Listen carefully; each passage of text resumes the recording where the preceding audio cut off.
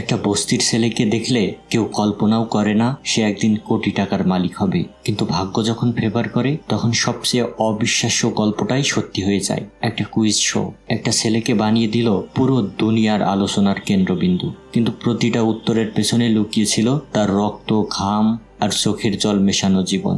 এটা কোনো গাল গল্প নয়, এটা স্লামডগ মিলিয়নেয়ার সিনেমার বাস্তব গল্প, যা জিতেছে 8টি অস্কার, 7টি বাফটা অ্যাওয়ার্ড আর 4টি গোল্ডেন গ্লোব। এটা শুধু সিনেমা নয়, এটা প্রমাণ জীবনের সবচেয়ে অন্ধকার পথও আলোয় ভরে উঠতে পারে। আজ আমরা দেখব কিভাবে একটা বস্তির ছেলে কোটি টাকার প্রশ্নের উত্তর জানত, আর তার পেছনের ভয়ঙ্কর হৃদয় বিদারক কিন্তু অনুপ্রেরণামূলক গল্প। ভিডিওটা শেষ পর্যন্ত দেখুন, কারণ এই গল্পটা আপনার মনকে নাড়িয়ে দেবে। প্রথমে আমরা জামাল মালিক নামে একটা ছেলেকে দেখি। ছেলেটি একটি কল সেন্টারের টি বয় হিসেবে কাজ করে। ছেলেটি বেড়ে উঠেছে মুম্বাইয়ের একটি বস্তিতে। পড়ালেখা সে চোখেও দেখেনি। ভাগ্যের এক অন্যরকম দৃষ্টান্তে সে আজ একটি রিয়েলিটি শোতে খেলার সুযোগ পেয়েছে, যে শোটির নাম কন বানেগা করোড়পতি। বন্ধুরা, এটি এমন একটি রিয়েলিটি শো যে শোতে একটি প্রশ্ন করা হয় আর যার জন্য 4টি অপশন থাকে। প্রতিযোগী যদি সঠিক উত্তর দিতে পারে তাহলে সে পেয়ে যেতে পারে 1000 থেকে শুরু করে 1 কোটি টাকা পর্যন্ত। তবে কেউ চ্যালেঞ্জ করে ভুল উত্তর দিলে তাকে সব টাকাটাই লস করতে হবে। অবাক করার বিষয় হলো, জামাল পরপর 8টি প্রশ্নের সঠিক উত্তর দিয়ে পুরো 1 কোটি টাকা জিতে নিয়েছে। তবে কৌতূহলের বিষয়, লেখাপড়া না জানা এমন একটি সাধারণ ছেলে কিভাবে এত কঠিন সব প্রশ্নের উত্তর দিতে পারলো। এটি সত্যিই অবাক করার মতো একটি ঘটনা। আর এই শোয়ের প্রডিউসারের মনেও অনেক প্রশ্ন জাগে। এই ছেলেটি কোনোভাবে তাদের সাথে ধোঁকাবাজি করছে কিনা। আর ছেলেটিকে ভালোভাবে যাচাই বাছাই করার জন্যই প্রডিউসার তাকে পুলিশের হাতে তুলে দেয়। এরপরই শুরু হয় মূল ঘটনা। পুলিশ জামালের ওপর শুরু করে অমানবিক নির্যাতন, মারধর করা সহ ইলেকট্রিক শক দেবার মতো ভয়ঙ্কর কাজ করা হয় জামালের সাথে। আর তাকে শুধু একটা প্রশ্নই করা হয়, কিভাবে সে উত্তরগুলো দিতে পারছিল আর কিভাবে এই চালাকিটা সে করছিল আসলে। এটার উত্তরে জামাল একটা কথাই বলে, তা হলো সে কোনো ধরনের জালিয়াতি করেনি। এই প্রশ্নগুলোর উত্তর তার জানা ছিল। এটা শুনে একজন পুলিশ অফিসার এগিয়ে এসে বলে, আজ পর্যন্ত কেউ এমন করে সব প্রশ্নের উত্তর দিতে পারেনি। কোনো ডাক্তার, ইঞ্জিনিয়ার বা শিক্ষক কেউই পারেনি। আর তুমি একজন লেখাপড়া না জানা মানুষ কিভাবে এইসব প্রশ্নের উত্তরগুলো দিতে পারলে? এরপর ওই পুলিশ অফিসার জামালকে আগের দিনের অনুষ্ঠানের ভিডিওটি দেখাতে থাকে এবং বলে, এবার বলো কিভাবে এইসব উত্তরগুলো দিয়েছিলে তুমি। এরপর আমরা দেখি অনুষ্ঠানের উপস্থাপক জামালকে খেলার নিয়মগুলো বলে দিচ্ছিল। প্রথমে বলা হয়, প্রতিটি প্রশ্নের জন্য 4টি করে অপশন থাকবে। এর মধ্যে 3টি উত্তর ভুল আর বাকি একটি সঠিক। জামালকে সঠিক উত্তরটি বেছে নিতে হবে। এই খেলার নিয়ম অনুযায়ী জামাল 3বার হেল্প নিতে পারবে। প্রথম হেল্পে সে দর্শকদের সাহায্য চাইতে পারবে। দ্বিতীয় সাহায্যে তার জন্য 4টি অপশন থেকে 2টো অপশন সরিয়ে দেওয়া হবে। তাকে 2টো উত্তরের মধ্য থেকে সঠিক উত্তরটি বাছাই করে নিতে হবে। আর তৃতীয় হেল্পটি আরও ব্যতিক্রম। প্রতিযোগিতার বন্ধু বা তার পরিবারের কারো কাছে ফোন করে সরাসরি সাহায্য চাইতে পারবে। খেলা শুরু হলে জামালকে প্রথম প্রশ্ন করা হয়, 1973 সালে ভারতে মুক্তি পাওয়া মুভি জাঞ্জিরের মূল অভিনেতা কে ছিল। এই প্রশ্নের পরপরই আমরা একেবারে জামালের অতীতে চলে যাই। জামালের ছোটবেলায় বেড়ে ওঠা সব দেখতে থাকি। আমরা দেখি জামাল তার মা এবং দাদার সাথে মুম্বাইয়ের একটা ছোট বস্তিতে বসবাস করত। কিছুদিন পরই সেখানে অমিতাভ বচ্চন আসে। আর জামাল ওই সময় অমিতাভ বচ্চনের খুব কাছ থেকে কষ্ট করে একটা অটোগ্রাফও জোগাড় করে নেয়। তখন জামাল ওই পুলিশ অফিসারকে বলে, জাঞ্জির সিনেমার নায়ক যে অমিতাভ বচ্চন এটা সবাই জানে। তখন ওই পুলিশ অফিসার বুঝতে পারে আসলেই প্রথম প্রশ্নটা সহজ ছিল। জামালের জন্য পরের প্রশ্নটা ছিল, তাকে জিজ্ঞেস করা হয় ভারতের রাষ্ট্রীয় চিহ্নে কোন প্রতীক ব্যবহার করা হয়। জামাল এই প্রশ্নের উত্তরের জন্য দর্শকের সাহায্য নেয়। এটা দেখে পুলিশ অফিসার বলে, এটা তো খুবই সহজ একটা প্রশ্ন ছিল, এটা ভারতের একটা 5 বছরের শিশুও উত্তর দিতে পারবে। এটা শুনে জামাল বলে, এমন অনেক সহজ প্রশ্নই থাকে যা আপনিও জানেন না। যেমন গতকাল আপনাদের থানা থেকে একটি বাইসাইকেল চুরি হয়ে গিয়েছে, কে চুরি করেছে আপনি জানেন না। এটা শুনে পুলিশ অফিসার জামালকে জিজ্ঞেস করে, তুমি কি করে জানো? জামাল বলে, শুধু আমি না, আমাদের পাড়ার 5 বছরের বাচ্চাটাও এটা জানে। জামালের এই কথায় পুলিশ অফিসার চুপ হয়ে যায়। পরের প্রশ্নে জামালকে জিজ্ঞেস করা হয়, ভগবান রামচন্দ্রের ডান হাতে কি থাকে। এই প্রশ্নের উত্তর দিতেই জামাল আবার ছোটবেলার কাহিনী বলতে শুরু করে। জামাল যে বস্তিতে বসবাস করত, আমরা দেখি সেখানে কিছু সন্ত্রাসীরা এসে আক্রমণ করে। ওই সন্ত্রাসীরা বস্তির সব মানুষকে মেরে ফেলতে থাকে। এমনকি তাদের মাও ওই দিন সন্ত্রাসীদের হাতেই মারা যায়। তারা যখন পালিয়ে যাচ্ছিল, হঠাৎ সামনে একটা ছেলেকে রাম সেজে দাঁড়িয়ে থাকতে দেখে। আর ওই দিনই সে দেখে রাম সাজা বাচ্চাটির হাতে একটা তীর ধনুক। আর এই কারণেই জামাল ওই উত্তরটাও অনায়াসেই পেরে যায়। সে বলে, রামের হাতে তীর আর ধনুক থাকে। এই ঘটনাগুলো জামালের জীবনে স্মরণীয় হয়ে আছে, এগুলো তার ভোলা সম্ভব না। ওই দিনই পুরো বস্তিও আগুন দিয়ে পুড়িয়ে দেওয়া হয়েছিল। তাই জামাল আর তার ভাই সেলিম বস্তি ছেড়ে একটি টিনের বাক্সে বসবাস করতে শুরু করে শহরে। আর ওই সময়ই তাদের লতিকা নামে একটা ছোট মেয়ের সাথেও পরিচয় হয়। মূলত লতিকাও তাদের ওই বস্তিতেই বসবাস করত।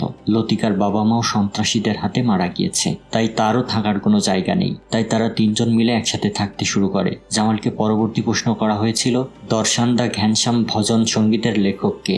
এই প্রশ্নের উত্তর দিতেও জামাল পেছনে ফিরে যায়। দেখা যায় জামাল, সেলিম আর লতিকা এখন শহরের ময়লা আবর্জনা ফেলা একটি খোলা মাঠে থাকতে শুরু করেছে। তবে কিছুদিন পরে মামান নামে একজন লোক আসে আর জামালের মতো অনাথ সব বাচ্চাদের তার নিজের বাড়িতে নিয়ে যায়। তাদের সবাইকে খুব ভালো ভালো খাবার খেতে দেয়। এসব দেখে সব বাচ্চারা ভাবে এই মামান খুব ভালো লোক। তবে এই মামানের চিন্তা ভাবনা অন্য কিছু। সে মূলত শহরের সব বাচ্চাদের তুলে এনে তাদের যে ভিক্ষা করাতো, এটাই মূলত তার ব্যবসা। আর মামান ওই সব বাচ্চাদের দর্শন দা ঘ্যানশ্যাম গানটা গাইতে বলতো। যে এই গানটা সব থেকে ভালো গাইতে পারতো, মামান তার পা কেটে ফেলতো, না হয় তার চোখ নষ্ট করে দিত, যাতে ওই বাচ্চাকে দিয়ে সে আরো বেশি টাকা ইনকাম করতে পারে ভিক্ষা। এরপর মামান দেখে জামালও এই গানটা ভালোভাবে শিখে গিয়েছে।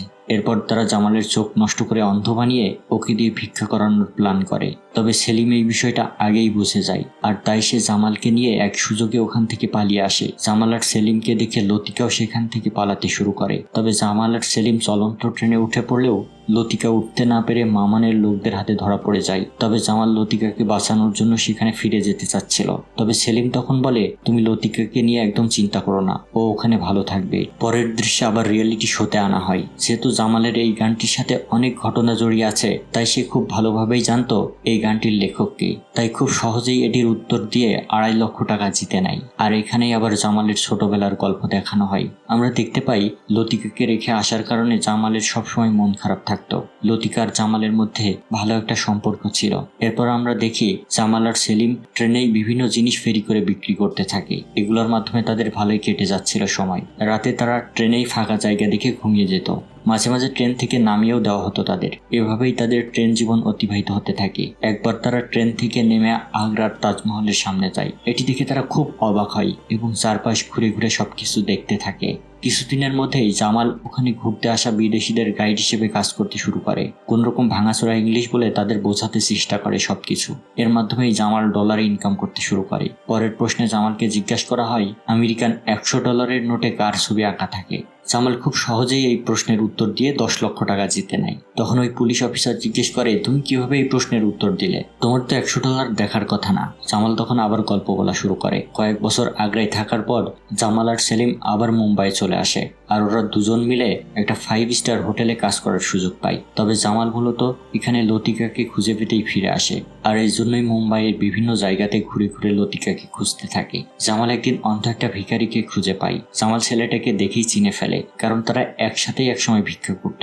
এরপর জামাল ছেলেটাকে $100 একটা নোট দিয়ে লতিকার খবর জানতে চায়। তবে ওই ছেলেটি একটুও বিশ্বাস করছিল না যে কেউ তাকে $100 একটি নোট দিতে পারে। তখন ছেলেটি নিশ্চিত হবার জন্য জামালকে জিজ্ঞেস করে, বলতো এই নোটের ওপর কিসের ছবি দেওয়া? এটা শুনে জামাল নোটের ওপর থাকা ছবিটির বর্ণনা দিতে শুরু করে। বর্ণনা শুনে ছেলেটি বলে, এটা বেঞ্জামিন ফ্রাঙ্কলিন। এরপর ছেলেটা বিশ্বাস করে এটা $100 নোট। টাকা পেয়ে ছেলেটি লতিকার ঠিকানা দিয়ে দেয়। ঠিকানা অনুযায়ী জামাল আর সেলিম পৌঁছে যায়। সেখানে গিয়ে তারা বুঝতে পারে মামান এখন লতিকাকে দিয়ে দেহ ব্যবসা করাতে চাচ্ছিল, আর এর জন্য লতিকাকে অনেক কিছু শেখানো হচ্ছিল।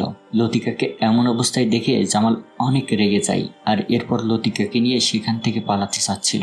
জামাল আর সেলিমকে পেয়ে লতিকাও অনেক খুশি হয়। তবে ওরা তিনজন এখান থেকে পালানোর আগেই মামান তার লোকজন নিয়ে ওখানে চলে আসে আর ওদের তিনজনকে আটকে রাখতে চায়। তবে সেলিম হঠাৎই নিজের কোমর থেকে একটা রিভলভার বের করে মুহূর্তেই মামানকে গুলি করে মেরে ফেলে। আর এরপর লতিকাকে নিয়ে সহজেই পালিয়ে আসে। এরপর আবার খেলায় ফিরে আসলে জামালকে জিজ্ঞেস করা হয়, রিভলভার কে আবিষ্কার করেন? বন্ধুরা, আমরা জানি জামাল যে প্রশ্নগুলোর উত্তর দিচ্ছিল এগুলো তার জীবনের সাথেই ঘটে যাওয়া কোনো না কোনো ঘটনার মধ্যে ছিল, তাই সে পেরে গিয়েছে এগুলা।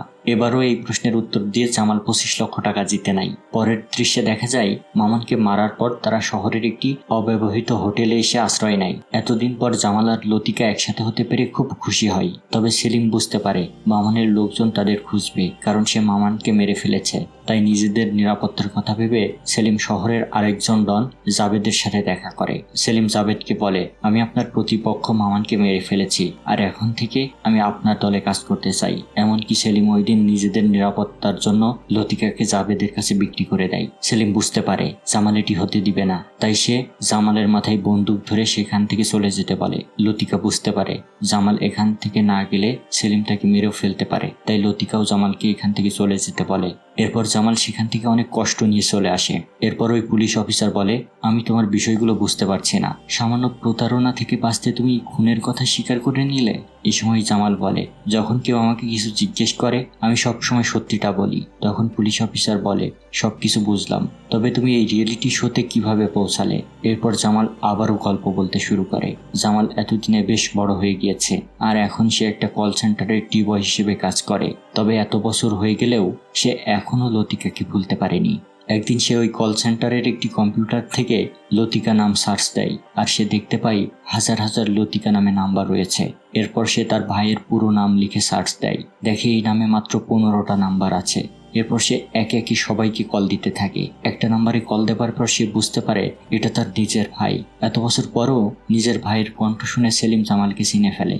এরপর আমরা আবার খেলায় ফিরে যাই। জামালকে প্রশ্ন করা হয়, ক্যামব্রিজ সার্কাস ইউকে কোন শহরে হয়? জামাল মূলত খুবই বুদ্ধিমান একটা ছেলে, আর ও যেহেতু কল সেন্টারে কাজ করত তাই দেশ বিদেশের নানা খবর সহজেই পেত। আর এভাবেই জামাল এই প্রশ্নের উত্তরটাও পেরে যায়, আর এর মধ্য দিয়েই জামাল 50 লক্ষ টাকা জিতে নেয়। এরপর আমরা দেখি ঠিকানা নিয়ে জামাল তার ভাই সেলিমের সাথে দেখা করতে গিয়েছে। জামাল সেলিমের ওপর খুব বেশি রেগেছিল, কারণ জামালকে তাড়িয়ে দেবার পর সেলিম সেদিন লতিকাকে নিয়ে পালিয়ে যায়। তখন সেলিম বলে, জামাল তুমি আমাকে ভুল বুঝছো, সেদিন তুমি চলে যাবার পর মামানের লোকজন আমাকে মারতে আসে, আর এ কারণে বাধ্য হয়ে সেদিন লতিকাকে নিয়ে আমাকে পালাতে হয়েছিল। সেলিম আরও বলে, এখন সে জাবেদ নামের সেই সন্ত্রাসীর সাথে কাজ করে। তখন জামাল সেলিমের কাছে লতিকার বিষয়ে জিজ্ঞেস করে।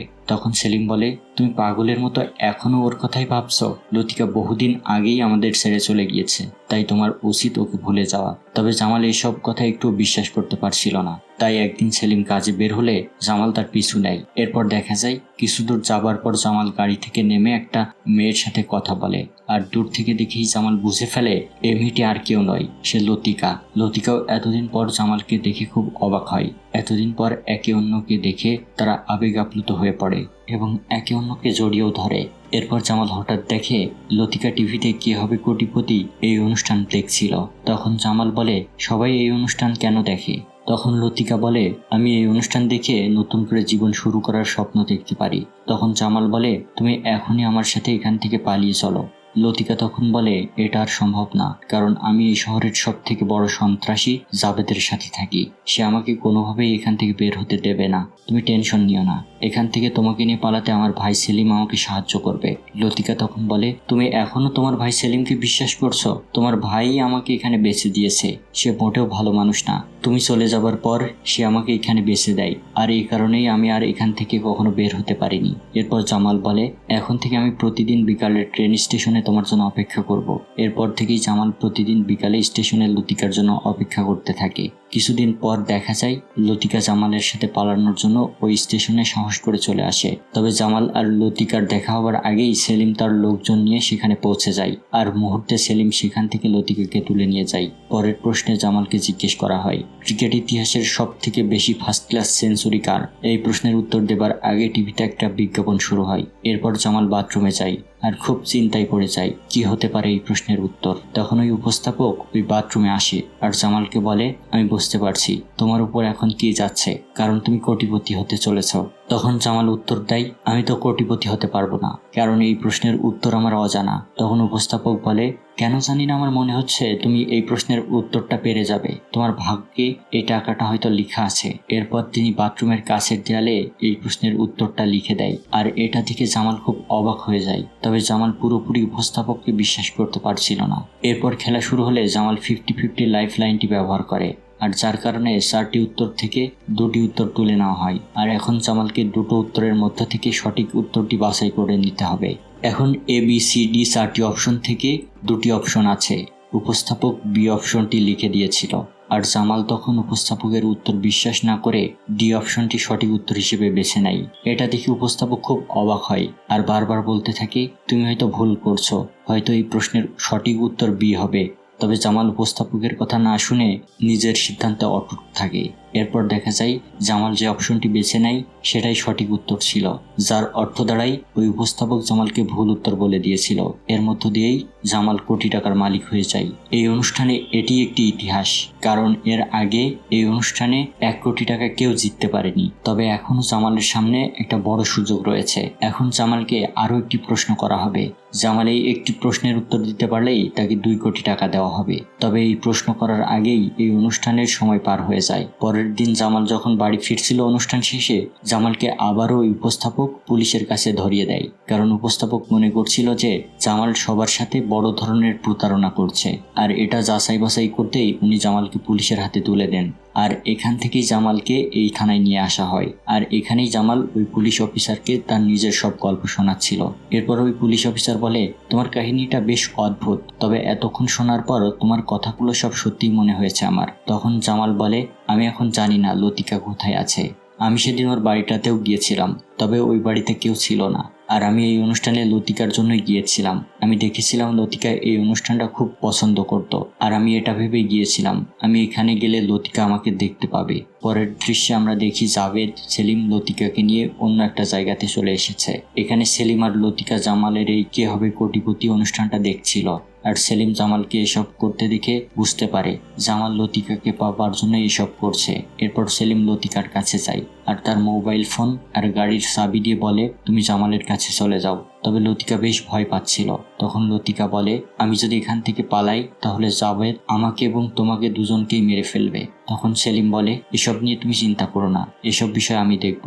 আমি সারা জীবন তোমার সাথে অনেক খারাপ ব্যবহার করেছি, পারলে তুমি আমাকে ক্ষমা করে দিও। এরপর আমরা দেখি লতিকা সেখান থেকে পালিয়ে যায়। আর অন্যদিকে আমরা দেখি পুলিশের গাড়িতে করে জামালকে কে হবে কোটিপতি খেলার মঞ্চে নিয়ে আসা হয়।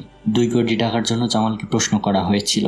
আলেকজান্ডার ডুমাসের লেখা বিখ্যাত উপন্যাস 3 মাস্কেটিয়ার্সের প্রথম 2টো চরিত্রের নাম ছিল অ্যাথোস আর প্রোথোস। জামালকে তৃতীয় চরিত্রের নাম জিজ্ঞেস করা হয়। এই প্রশ্ন শুনে জামাল হাসতে শুরু করে, কারণ জামাল ছোটবেলায় যখন তার ভাইয়ের সাথে স্কুলে যেত, স্কুলের শিক্ষক তাদের দুজনকে অ্যাথোস আর প্রোথোস বলে ডাকতো। তবে তার স্যার কখনোই তাকে তৃতীয় চরিত্রের নাম বলেনি। তাই এবার সে এই প্রশ্নের উত্তর জানার জন্য শেষ লাইফলাইন ফোন কল ব্যবহার করে। তার দাদাকে কল করে উত্তর জানতে চাই। আর যেহেতু তার দাদা এই ফোন লতিকাকে দিয়ে দিয়েছিল, তাই কল আসা মাত্রই লতিকা কলটা রিসিভ করে। আর ও জামালকে বলে, আমি এখন পুরোপুরি নিরাপদে আছি। তবে এই প্রশ্নের উত্তর লতিকা নিজেও জানে না, আর তাই জামালকে কোনোভাবে সাহায্য করাও তার সম্ভব হয় না। আর এদিকে আমরা দেখি জাভেদ জেনে গিয়েছে লতিকা সেলিমের সাহায্য নিয়ে পালিয়েছে। তাই জাভেদ সেলিমকে খুঁজতে শুরু করে। আর সেলিমও বুঝতে পারে জাভেদের হাত থেকে তার আর পালানো সম্ভব না। তাই সে নিজে মারা যাবার আগে জাভেদকে গুলি করে মেরে ফেলে। সাথে সাথেই জাভেদের লোকজন সেলিমের ওপর আক্রমণ করে তাকেও মেরে ফেলে। পরের দৃশ্যে আমরা দেখি জামাল কি হবে কোটিপতি অনুষ্ঠানে আন্দাজে একটা উত্তর সিলেক্ট করে। আর আমরা দেখি অবাক করার মতো ঘটনা ঘটে। জামালের আন্দাজে দেওয়া উত্তরটাই সঠিক উত্তর হয়ে যায়। আর এর মধ্য দিয়েই জামাল 2 কোটি টাকা জিতে যায়। এটা দেখে সকল দর্শক দাঁড়িয়ে জামালকে করতালি দিয়ে সম্মান জানাতে থাকে। তবে এত টাকা জেতার পরও জামাল সেখানে খুশি ছিল না একটু, কারণ ও এই অনুষ্ঠানে এসেছিল লতিকাকে ফিরে পাওয়ার জন্য, টাকার জন্য ও এখানে আসেনি। এরপর অনুষ্ঠান শেষ হলে জামাল বাইরে স্টেশনে গিয়ে লতিকার জন্য অপেক্ষা করতে থাকে। আর আমরা দেখি অল্প কিছুক্ষণের মধ্যেই লতিকাও জামালকে খুঁজতে খুঁজতে স্টেশনে চলে আসে। এরপর বহু ত্যাগ, সংগ্রাম ও কষ্টের পর জামাল ও লতিকা একে অন্যকে নিজের করে পায়। এরপর লতিকা বলে, আমি ভেবেছিলাম তোমাকে হয়তো আর কখনো নিজের করে পাবো না। তখন জামাল বলে, এটাই হয়তো সৃষ্টিকর্তার নিয়তি। এরপর তারা একে অন্যকে জড়িয়ে ধরে আর গল্পটা এখানেই শেষ হয়ে যায়। বন্ধুরা, আজকের মুভিটি আপনাদের কেমন লেগেছে একটা কমেন্ট করে জানাবেন। আর চ্যানেলটি সাবস্ক্রাইব করে আমাদের সাথেই থাকবেন। দেখা হবে নতুন কোনো ভিডিওতে। সেই পর্যন্ত ভালো থাকুন। ধন্যবাদ।